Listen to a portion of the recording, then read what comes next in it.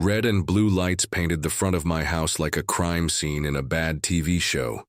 2 squad cars, 3 officers, 1 neighbor filming with their phone, and smack in the middle of the circus, there she was, Karen, the self-appointed queen of the HOA, screaming at the top of her lungs. "Arrest him. He's destroying HOA property. That water line is under our jurisdiction." I stood there in my own driveway, still holding the wrench I'd used to shut off the leaking water main that had been flooding my yard for hours. I looked down at the muddy ground, then back up at the police officer who was now approaching like I had just robbed a bank. I tried to explain, calmly, logically, that the pipe was on my land, that I paid the water bill, that my licensed plumber told me the leak was entirely on my property. But logic doesn't work when you're dealing with someone like Karen. To her, I hadn't just stopped a flood. I had committed a felony. The cops didn't cuff me, but the warning was clear. Any more tampering and I'd be spending a night in jail. Karen smirked like she'd just scored a win in a war no one else knew was happening. That was the moment everything changed. I wasn't the type to stir the pot. I moved here for peace and quiet.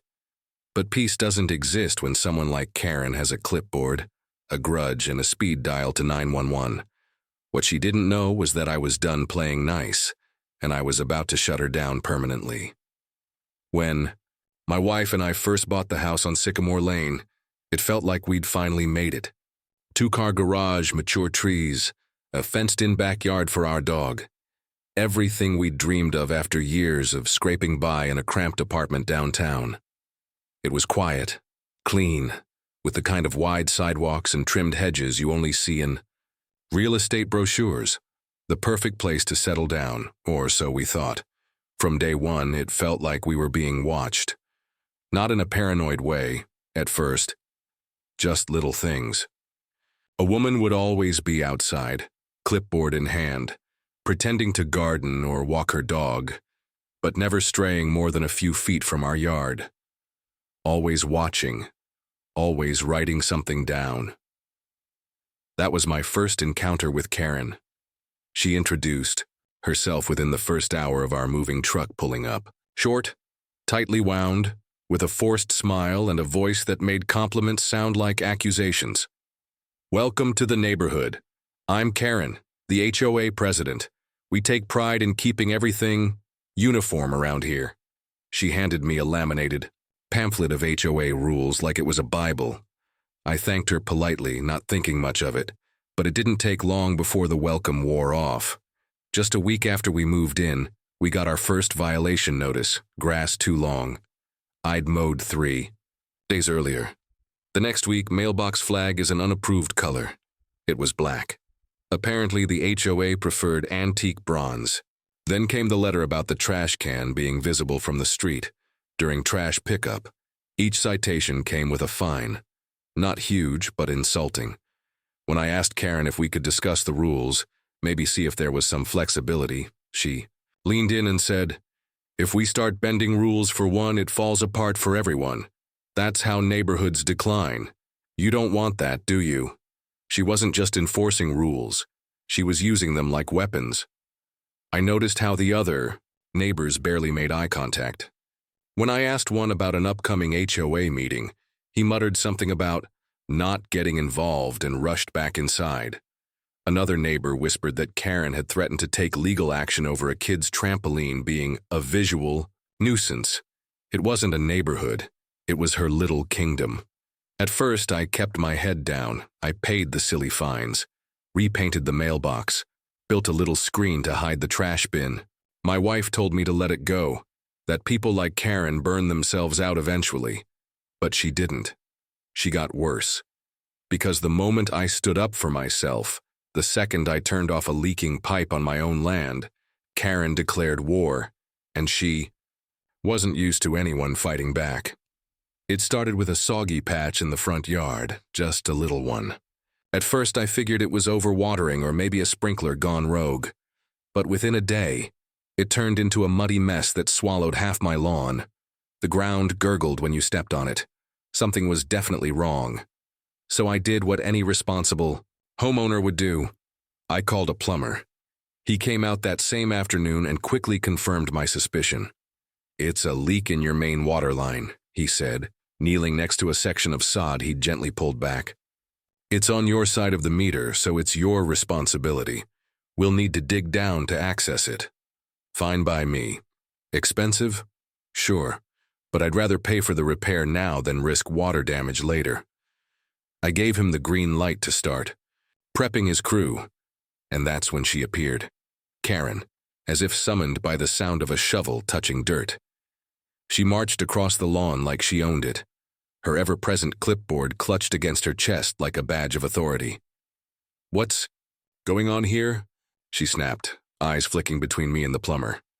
I calmly explained the situation. Water leak, private line, paying out of pocket.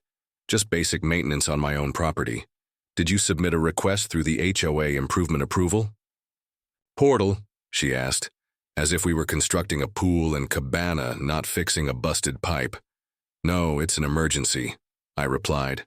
"We're just trying to stop the flooding." She narrowed her eyes. "All underground work must be approved, and water lines are shared community infrastructure. This might fall under HOA jurisdiction." I blinked. "I pay the water bill. It's my meter." She didn't budge. "That doesn't mean it's your line. We've had issues in the past where unauthorized digging caused neighborhood outages. I'll need you to halt all work until this is reviewed." My plumber looked at me, eyebrows raised. "You want me to keep going or pack it up?" I wanted to fight it right then and there. But with the threat of fines and who knows what else hanging in the air, I caved, for the moment. I told the plumber to stop and promised I'd call him back once I cleared it with the HOA. Karen turned and walked off without another word, already scribbling something down on her clipboard. That night, I didn't sleep. I stayed up reviewing my water bills, pulling up city utility maps, even going through my property deed. Everything pointed to the same conclusion. That water line was mine. That's when I decided to start documenting everything. Photos, emails, timestamps, HOA letters, even my calls with the plumber. I had a feeling this wouldn't be the last time Karen tried to claim my home as her empire. The pipe wasn't the only thing leaking. The cracks in Karen's power trip were just starting to show. 3 days after the initial inspection, the leak in my front yard turned into a full-blown geyser. Water bubbled up through the soil like a spring from hell, soaking the entire lawn and creeping toward the driveway. The plumber returned, took one look and shook his head. "We need to shut this down immediately," he said. "It's your line, no doubt. I can show you exactly where the city's line ends. It's a good 8 feet from here. This is 100% your responsibility. You're well within your rights." That was all I needed to hear. I didn't care about permits or Karen's imaginary infrastructure jurisdiction. I cared about the damage spreading beneath my house. So I grabbed the wrench, walked to the shut-off valve near the water meter, and turned the wheel until it stopped. The sound of rushing water died. I took a breath of relief, and then I heard her voice. "Hey, what do you think you're doing?" Karen was stomping across the lawn in a fury, wearing that same bright red visor like it gave her police powers. She was on the phone, already dialing, screaming loud enough for the entire street to hear. "This is Karen from Sycamore Lane HOA. I need the police immediately. A resident is tampering with community utilities. He's shutting off water to the entire street and creating a public safety hazard." I stood there stunned, still holding the wrench. "Are you out of your mind?" I asked. She jabbed a finger. "Me? That valve is HOA controlled. You're in violation of Code 7B, subsection 3, utility access tampering." "That's not even real," I said. "This is my line. I'm stopping my yard from flooding." My plumber confirmed it's my property. She didn't listen. She never listened. 15 minutes later, the police showed up, 2 squad cars, lights flashing. The neighbors started gathering like vultures at a wreck. Some peeked from their windows, others stood on porches, phones out, recording. I could already feel the viral TikTok captions being written. One officer approached me cautiously. "We got a call about someone damaging community property." I calmly explained everything, showed him my water bill, the property line map, the plumber's report, even the city's public works page on residential utility ownership. I had it all printed and ready. I wasn't taking chances. The officer listened, nodded. He glanced over at the gushing yard, then back at Karen, who was practically foaming at the mouth. "We're not utility enforcement," he finally said. "This seems like a civil issue. But if the HOA wants to pursue this through legal channels, they can. Just maybe avoid touching anything else until it's resolved." He gave me a look that said, "I know this is nonsense, but I have to say it anyway." They left. No cuffs, no citation. Just a warning to be cautious. Karen stood on the curb, stunned and seething. The way she looked at me, you'd think I kicked her dog and stole her lawn gnome collection. She stormed off without a word, marching straight to her house. The next day, I got the letter, certified mail from the HOA. Unauthorized utility interference, $500 fine. Tacked onto it, a formal legal notice claiming I violated HOA regulation and caused risk of service interruption to other residents. It was laughable. I knew my rights, I knew my land. But Karen didn't care about facts. She cared about control. And now she'd declared open war. She wanted to make an example. Out of me, what she didn't realize was that she just picked the wrong guy to bully. The fine notice from the HOA didn't scare me. It infuriated me. Karen's audacity to send a $500 penalty for shutting off my own water line was the final shove I needed. I wasn't just dealing with a control freak. I was dealing with someone abusing power behind a veneer of bureaucracy. And now I was done letting it slide. So I started digging, not just into my yard this time, but into the law. First, I pulled up municipal utility ordinances. According to city code, homeowners are fully responsible for water lines past the meter. The city had no involvement beyond that point, and neither did any neighborhood association. Then I read through our HOA bylaws, line by line. Tedious? Absolutely. But it paid off. Nowhere did it say the HOA had any authority over private utility shutoffs. There was a vague reference to maintaining community irrigation systems, but those were on shared land, like the park strip and entrance signs. My front yard didn't qualify. What's more, the bylaws had strict clauses about due process for fines. The homeowner must be given notice, evidence, and a chance to appeal before any fee is issued. Karen had skipped all of that and gone straight to punishment. She wasn't just overreaching.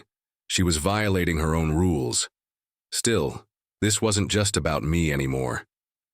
I started talking, casually at first, to a few neighbors I'd waved to, but never really spoken with. One by one, the stories poured out like water from my broken pipe. I got fined for excessively noisy wind chimes. She made me repaint my fence because she said eggshell wasn't on the approved color list. Karen threatened to sue me because my kid parked their bike on the lawn for 10 minutes. Most of them had paid up or given in because they didn't want to deal with the hassle. "She knows we won't fight her," one guy said. "That's how she wins." That's when it clicked. Karen thrived on silence. Her power wasn't real, it was paper thin, built on fear, confusion, and the fact that no one had ever pushed back. So I pushed. I invited a few neighbors over for drinks one evening. Nothing formal, just a backyard gathering. Then another, word spread. By the third week, we had a dozen people showing up every Saturday night, all with the same expression: fed up. We started calling ourselves the silent victims. It was half joke, half battle cry. One neighbor, Rachel, was a retired paralegal. She brought a folder of documents showing how Karen had billed her for a violation that didn't exist, and then refused to produce any proof when asked. Another guy, Luis, had saved voicemails from Karen threatening to take him to small claims court over a garden gnome that supposedly violated aesthetic guidelines. The kicker? We found out Karen had been fining people for things not even listed in the HOA's official rulebook. She made up codes on the fly, issued threats under the HOA letterhead, and bullied anyone who questioned her. That's when the plan to expose her started. We'd gather evidence, collect testimonies, and bring it all to the next HOA general meeting. Karen had built a paper empire. We were about to set it on fire. Karen wanted to play dirty? Fine. I was done playing defense. After weeks of gathering stories and support from other neighbors, I shifted into full-on investigator mode. If Karen was going to treat our neighborhood like her own little dictatorship, then I was going to bring her regime crashing down. One paper trail at a time. I started with the basics. I compiled every violation I'd received, from the grass too long to the imaginary mailbox infraction, to the $500 fine for shutting off my own water. I added timestamps, photos, and the plumber's official report showing the leak was clearly on my property. I even attached the city's utility map with color-coded lines, outlining where public lines ended and private ownership began. It was damning. Then came the HOA meeting notes. I had to request them formally.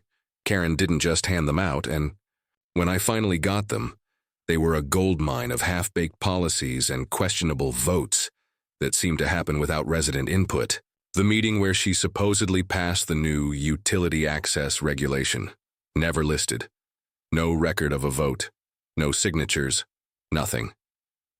I filed an official complaint with both the city's housing board and the county HOA regulatory office. I attached all my documentation, but I wasn't done. I filed a Freedom of Information Act FOIA request for the HOA's financial records.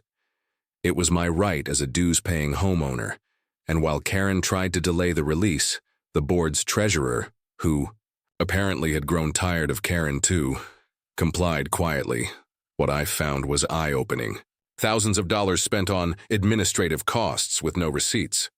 A line item labeled beautification consulting that led to a personal payment to someone with Karen's last name, and over $2,000 withdrawn in 1 month for enforcement.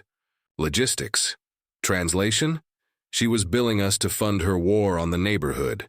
That's when the local watchdog group got involved. A nonprofit that offered legal advocacy for HOA abuse victims had heard about our Silent Victims group through a friend. When I showed them the pile of evidence I'd collected, they were eager to help. Pro bono. They even offered to represent, if it came to court. Meanwhile, I started documenting everything.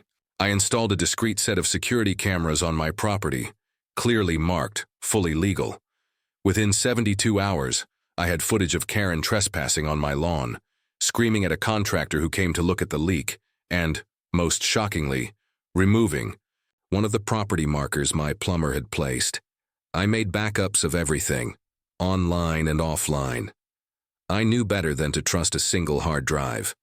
Then I got to work on what I called Operation Watergate. It was a 16-page PDF titled HOA Karen's Watergate, a report on abuse of power in Sycamore Lane. It contained scanned violation notices with dates and photos, video stills of Karen trespassing and harassing workers, the plumber's signed statement, the city's utility boundary map, screenshots of Karen's contradictory emails, annotated excerpts from the HOA bylaws highlighting where she violated them, copies of the financial irregularities, and 3 separate testimonies from neighbors who'd been threatened into silence. I emailed it anonymously to every resident in the HOA. No commentary, just facts. The last page included contact info for the housing board and a suggestion. If this has happened to you, you are not alone. One brave neighbor, Helen, a retired school teacher with nothing left to fear, forwarded the report to a local investigative news station that ran a weekly Trouble in the Neighborhood segment. She didn't attach her name, but the report was enough. A week later, a news van rolled onto Sycamore Lane. A reporter knocked on my door. I smiled, handed her a fresh copy of HOA Karen's Watergate and said, "You're going to want to talk to the neighbors." The cracks in Karen's empire were about to split wide open. The storm hit on a sunny Wednesday afternoon. Irony, right? The news crew rolled into Sycamore Lane with a van labeled Channel 6 Investigates, a big fuzzy mic, and a camera operator, who looked way too excited to be here. They didn't even knock first. They parked right across from Karen's house, which, by cosmic luck, was the exact moment she was already mid-screaming match with poor Mr. Walters over his unauthorized bird feeder. I watched from my driveway as the reporter stepped out, tall, confident, sunglasses, blazer, and a folder in hand. The camera started rolling before she even crossed the street. "Hi, Karen. I'm Lisa Moreno with Channel 6. We've received multiple complaints about your HOA's enforcement practices, and we'd love to ask you a few questions."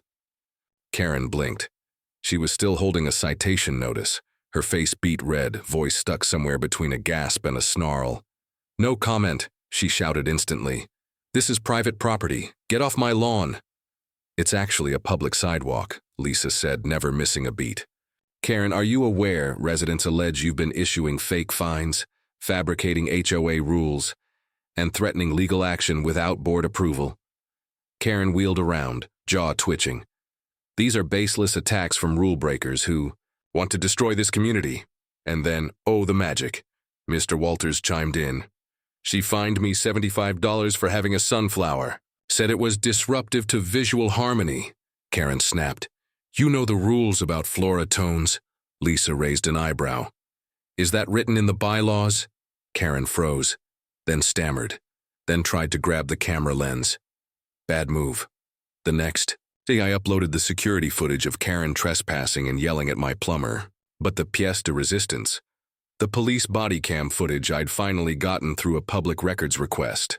In it, Karen is clearly heard telling the 911 operator that I was shutting off water to the entire street, that I was a threat to public infrastructure, and that people are panicking. The body cam, of course, told a different story. The officers arrived calm. No sign of panic from anyone except Karen. I'm standing with my plumber, paperwork in hand, explaining the situation like an adult. One cop even mutters to his partner, "This is ridiculous." It went live on YouTube, Twitter, and Reddit under the headline, "HOA Karen tries to get neighbor arrested for fixing his own leak." Within 48 hours, it had over 2 million views. People shared it with hashtags like #KarenControlFreak and #Watergate HOA. Memes exploded. Someone remixed her voice into a dubstep beat. Another posted a side-by-side of her yelling and a toddler throwing a tantrum. It was brutal and glorious. Then came the article. The journalist from Channel 6, Lisa Moreno, published a full exposé. The HOA from Hell, When Power Becomes a Weapon. It was detailed, ruthless, and backed with interviews, photos, video, and resident testimonials, including from Rachel the paralegal, Luis the gnome guy, and Helen the retired teacher. Karen was quoted multiple times, each one worse than the last. Within days, the city opened a formal investigation into the HOA's practices. 2 board members resigned immediately. One of them emailed me privately to say they'd just signed what Karen told them to, assuming it was standard procedure. They wanted nothing to do with the fallout. The treasurer stepped down next, citing personal stress and regret. At the emergency HOA meeting held 2 weeks later, packed wall-to-wall with neighbors and reporters, a vote was held. Karen was stripped of her presidency in a 26-1 landslide. She tried to storm out mid-meeting. Someone in the crowd whispered, loud enough for everyone to hear, "Guess she can't control the narrative anymore." As she disappeared out the door, face pale and jaw tight, I stood quietly in the back and thought about the day she tried to make me a criminal for turning off my own water. She didn't know then that she'd opened the floodgates, and now she was drowning in her own lies. Of course, Karen wasn't going to go quietly. Within a week of her removal, I got served with a lawsuit notice. She was accusing me of defamation, harassment, and emotional distress. It was laughable, especially since nearly everything I'd published came with documented proof. Videos, emails, public records. The lawsuit barely made it past the clerk's desk before it was dismissed with prejudice. The judge noted her lack of evidence and apparent misuse of the court system. In true Karen fashion, she tried to spin it as a conspiracy against her. But no one was listening anymore. Her house, once the command post of HOA terror, became eerily quiet. A few weeks later, a real estate sign popped up in her front yard. "For sale, motivated seller." The neighborhood was different now. Calmer, freer, lighter. At the next HOA meeting, we held the first democratic election the community had seen in years. Not the kind where Karen handpicked candidates, real elections with nominees, speeches, and actual votes. To my surprise, I was appointed to the new board unanimously. People clapped. Helen even hugged me. I accepted not because I wanted power, but because I knew someone had to make sure what happened under Karen never happened again. One of our first actions? Commissioning a proper utility map and bringing in a city inspector. We confirmed once and for all, the water lines beyond the meter were private property. The HOA had no business interfering with them in the first place. Repairs to my front yard were finally completed, with no interference. No threats and no shouting. My plumber even gave me a discount for surviving the madness. Neighbors waved now, really waved. Not that tight, nervous smile we used to exchange under Karen's watchful glare, but a warm, easy greeting. Like we all knew the worst was behind us. A few days later, I passed by Karen's house. The porch light was off. The blinds were drawn. The once pristine flower bed was overgrown, as if even the plants had given up pretending. I didn't smile. I didn't gloat. I just gave a small, simple nod and kept walking. Peace at last. It's funny how the smallest actions can snowball into full-scale battles when you're dealing with someone like Karen. A water leak, a routine repair, a simple, everyday decision to protect my property from flooding. Something anyone would do in my position. But under her twisted sense of authority, even the most basic things became a battleground. A leaking pipe wasn't just a leak. It was an excuse for power. Her way of controlling everything, no matter how small. A mailbox, a lawn, a fence, anything was fair game in her eyes if it could be used to assert dominance. It all started with a simple shut-off valve, just turning off a pipe to prevent further damage. And yet that single moment, something that should have been routine, became the flashpoint for a war. They say water is life. For Karen, it was the hill she chose to die on. She could have let the issue slide, let me fix it, but no. She saw it as a chance to strike, to flex, to put me in my place. And in the end, it was her downfall. I'll never forget that day, the chaos, the flashing lights, Karen shouting for an arrest. It all started with a leak, a valve, and the lie that I was a threat. But in the end, it wasn't just about water. It was about what happens when one person tries to control others for their own gain, using their power like a weapon. And it was about how that same person can fall hard when the truth is exposed. What began with water ended with justice.